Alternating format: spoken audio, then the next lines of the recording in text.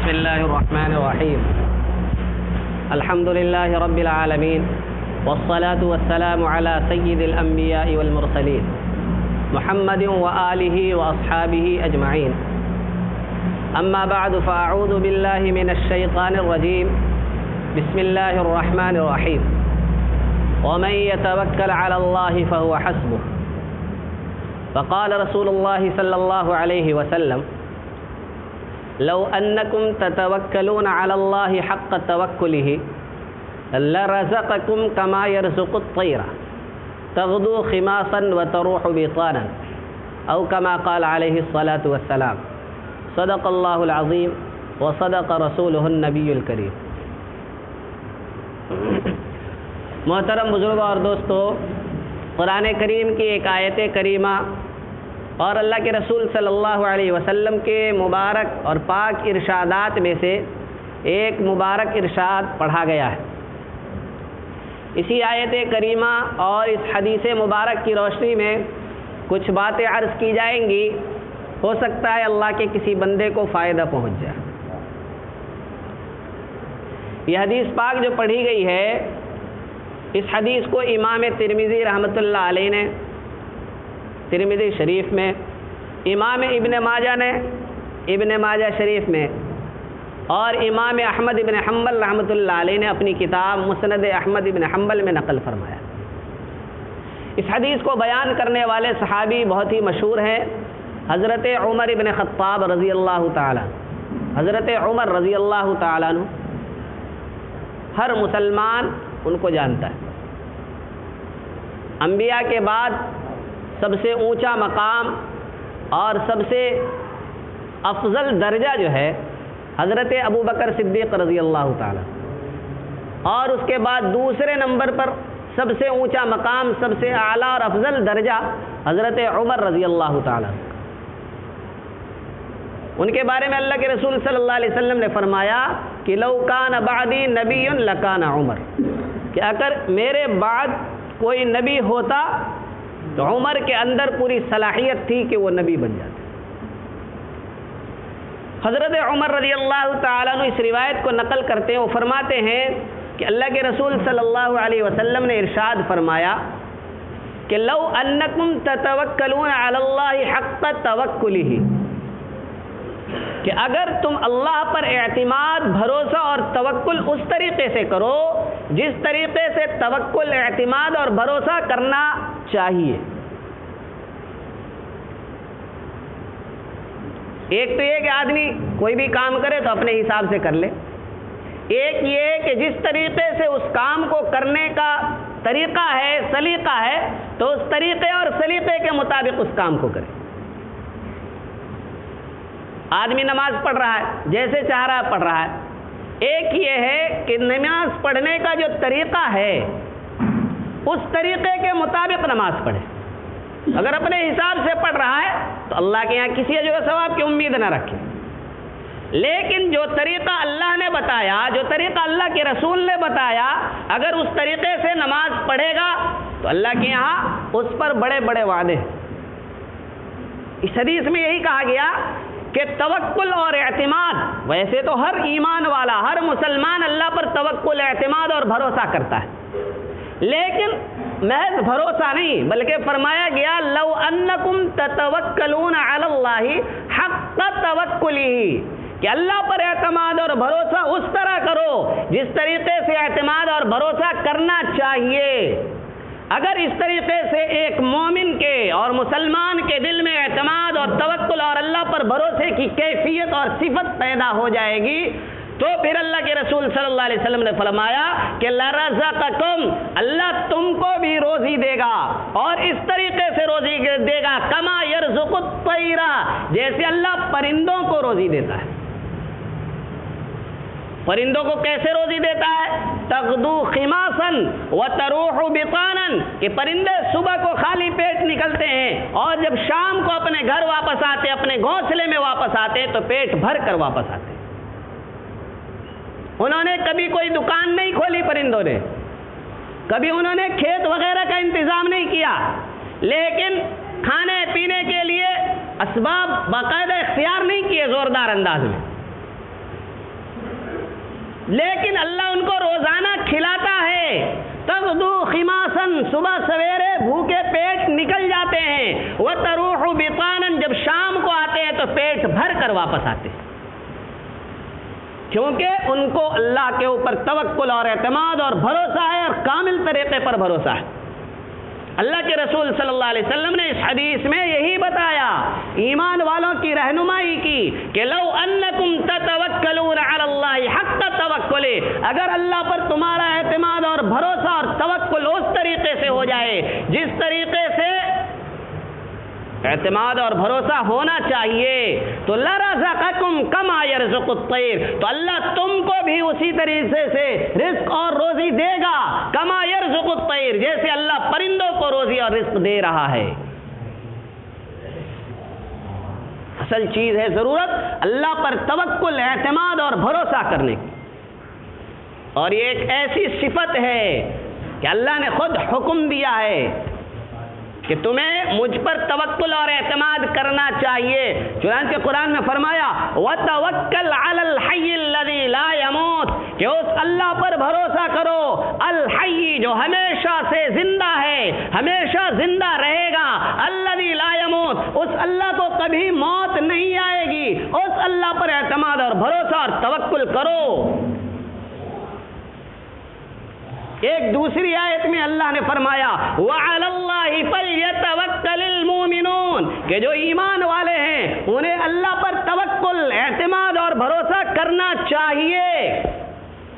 ایک اور آیت میں اللہ تبارک و تعالی نے فرمایا وَمَن يَتَوَكَّلْ عَلَى اللَّهِ فَهُوَ حَسْبُهُ، کہ جو اللہ پر توکل اور اعتماد اور بھروسہ کرتا ہے فَهُوَ حَسْبُهُ، تو اللہ اس کے لیے کافی ہو جاتا ہے. جس کا اللہ پر جتنا اعتماد اور بھروسہ ہوگا اللہ اس کے اعتماد کو ٹوٹنے نہیں دے گا، اللہ اس کے اعتماد کو، بھروسے کو ٹھیس پہنچنے نہیں دے گا.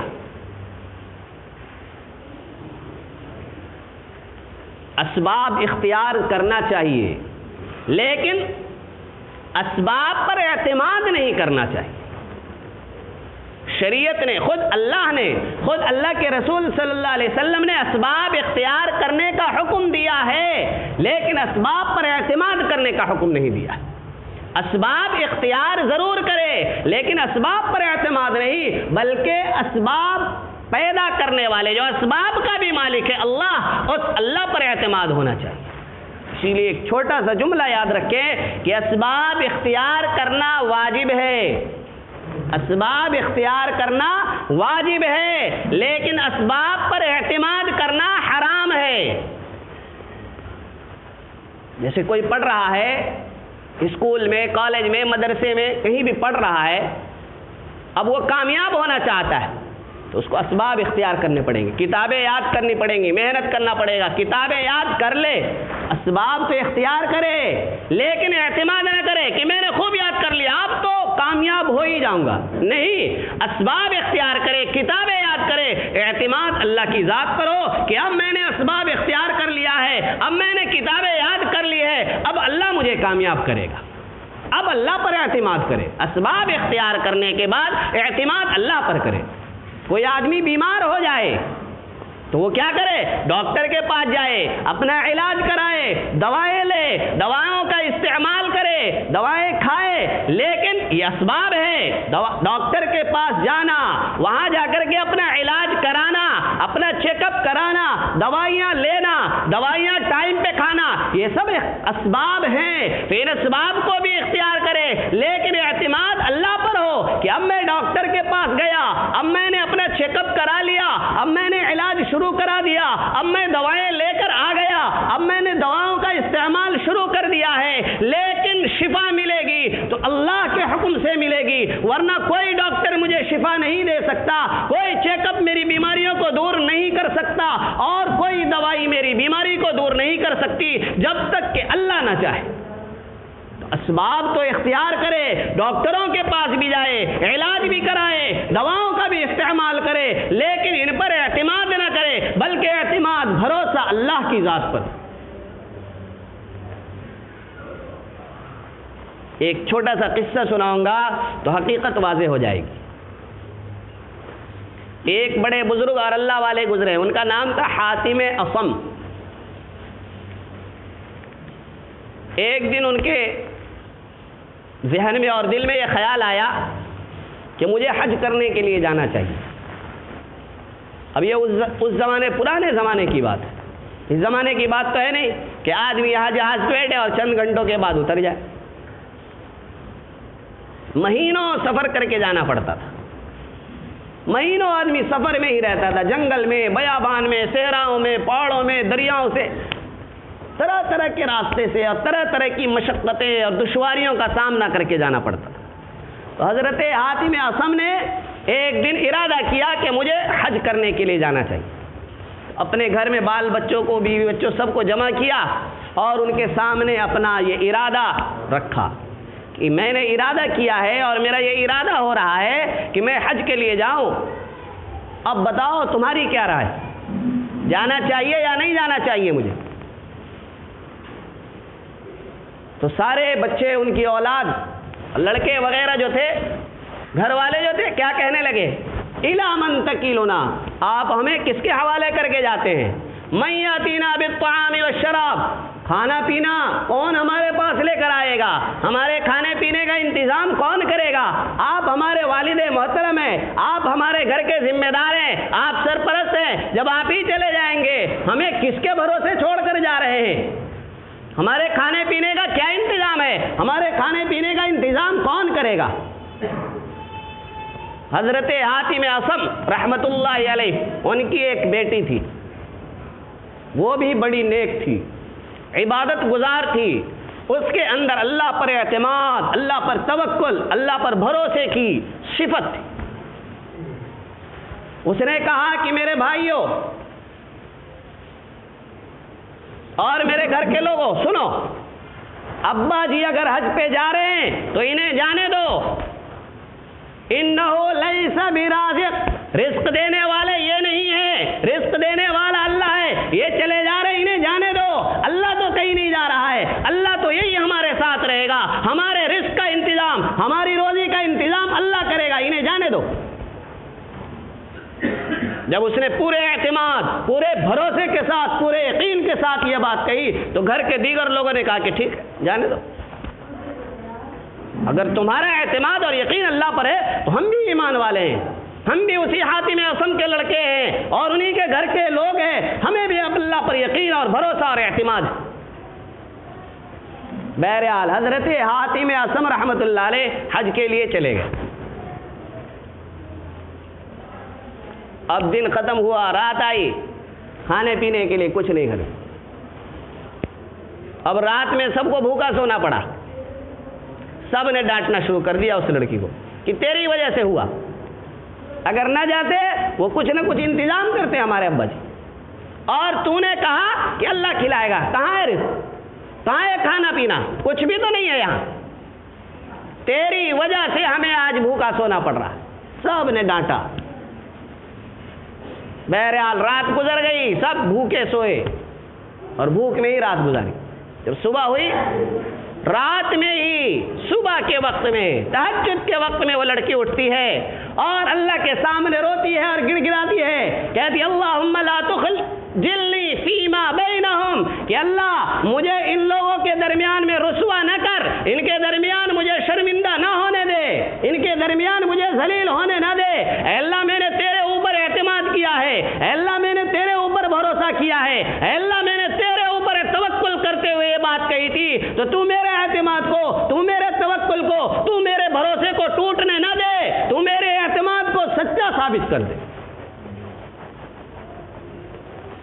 جو شہر کا حاکم تھا وہ اپنے ساتھیوں کے ساتھ ادھر سے گزر رہا تھا، اسی دن صبح کے ٹائم میں ادھر سے گزر رہا تھا، اپنے ساتھیوں کے ساتھ گزر رہا تھا، تو اسے پیاس محسوس ہوئی، پیاس لگی تو اس نے اپنے ساتھیوں سے کہا کہ میرے لیے پانی کا انتظام کرو، مجھے سخت پیاس لگ رہی۔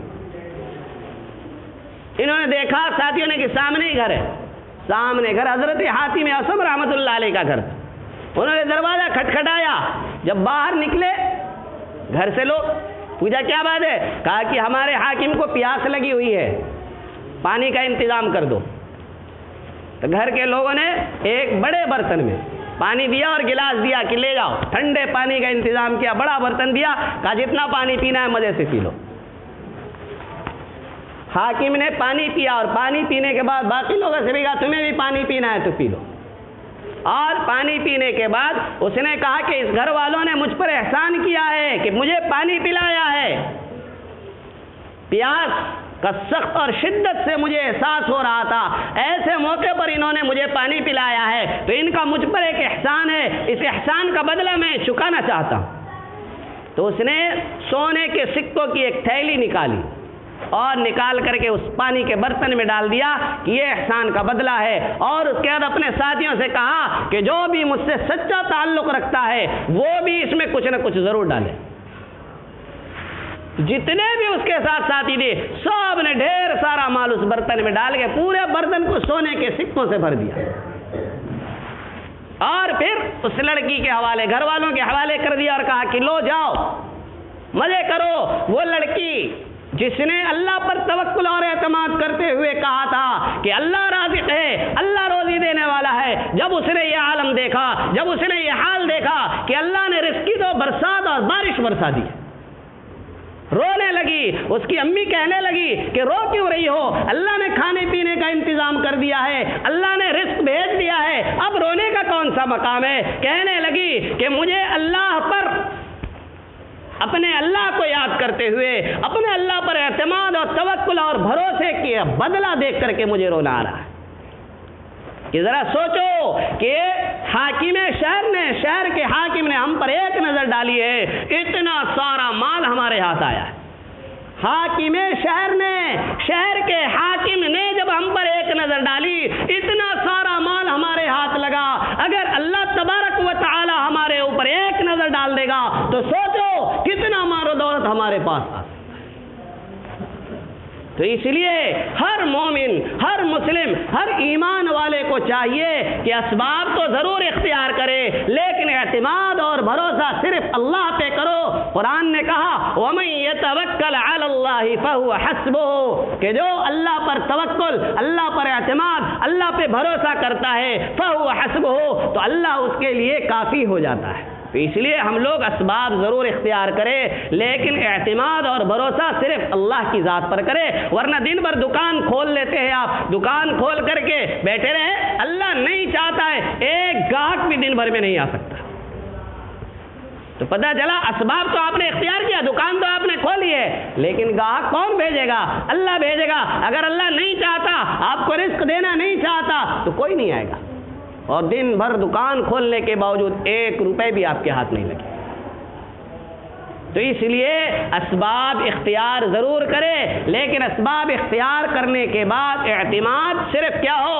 اللہ کی ذات پر ہو۔ لوگ کھیتی کرتے ہیں، کھیتی کر کے کیا کرتے ہیں؟ ہل چلاتے ہیں، کھیت کو جوتتے ہیں، پھر بیج دانا اس میں ڈال دیتے ہیں، تو دانے جا کر کے تو بس اندر مٹی کے اندر ختم، اس کو وہاں سے باہر کون نکالے گا؟ پیڑ پودوں کی شکل میں وہ اللہ نکالے گا۔ تو یہاں تک اسباب ہے، کھیت کو جوتنا، دانا ڈالنا، پانی ڈالنا، یہ سب اسباب ہے، لیکن آگے سے اس کو درخت بنانا، اس میں سے پودے نکالنا، یہ اللہ کا کام ہے۔ اگر اللہ چاہے گا تب اس میں سے غلے اور دانے ہمارے ہاتھ آئیں گے، ورنہ ہمارے ہاتھ کچھ آنے والا نہیں ہے۔ اس لیے اسباب ضرور اختیار کرے، لیکن اسباب پر اعتماد ہرگز نہ کرے۔ اسی لیے میں نے پہلے کہا کہ ایک جملہ یاد کرے کہ اسباب کا اختیار کرنا واجب ہے، لیکن اسباب پر اعتماد کرنا کیا ہے؟ حرام ہے۔ قرآن نے اسی حقیقت کو سمجھایا کہ وَمَن يَتَوَكَّلْ عَلَى اللَّهِ فَهُوَ حَسْبُهُ، کہ جو اللہ پر توکل، اعتماد، بھروسہ کرتا ہے،